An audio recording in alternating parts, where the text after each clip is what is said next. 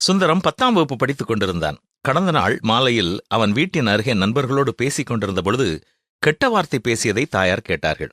மறுநாள் பள்ளி விடுமுறை. அப்பா இதை குறித்து அவனிடத்தில் பேசிய பொழுது அவனுக்கு ஒன்றும் சொல்ல முடியவில்லை. சரி, இன்று ஒரு இடத்திற்கும் விளையாட செல்ல வேண்டாம், உன் அறையில் போய் இருந்து எதையாவது வாசி என்று அனுப்பிவிட்டார்கள். வேண்டா வெறுப்போடு அறைக்குச் சென்று காமிக்ஸ் புத்தகத்தை எடுத்து வாசித்துக் கொண்டிருந்தான். ரோட்டில் சிலர் பேசுவதை கேட்க எட்டிப் பார்த்தான். அங்கே ரோடு பழுது நீக்கப்பட்டுக் கொண்டிருந்தது. 3 பேர் வேலை செய்து கொண்டிருந்தார்கள். இருவர் திடீரென்று பக்கத்தில் இருந்த மரத்து நிழலிலே போய் உட்கார்ந்து விட்டார்கள். ஒரே ஒரு கண்ணாடி அணிந்திருந்த மனிதன் மட்டும் கடினமான அந்த பணியை செய்து கொண்டிருந்தான்.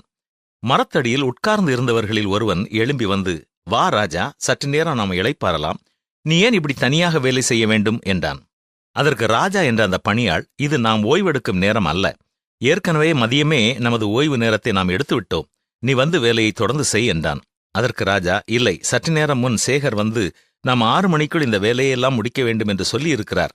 அவர்தான் இப்பொழுது நமக்கு பாஸ்.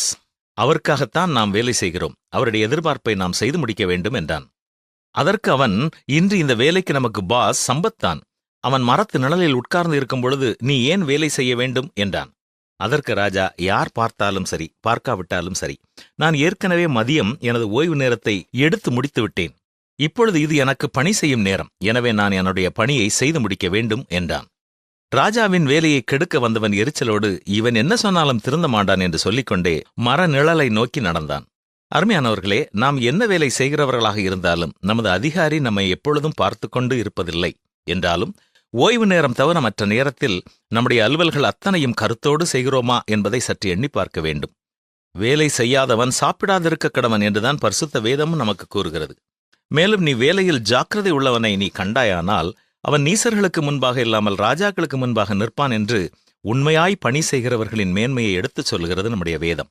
நாமும் என்ன வேலை செய்து கொண்டிருந்தாலும் நமது மேலதிகாரி எதிர்பார்க்கும் பணிகள் எல்லாவற்றையும் சரியாக செய்யும்படி வேலை செய்யும் நேரங்களை கருத்தில் கொண்டு பணி செய்வோமா?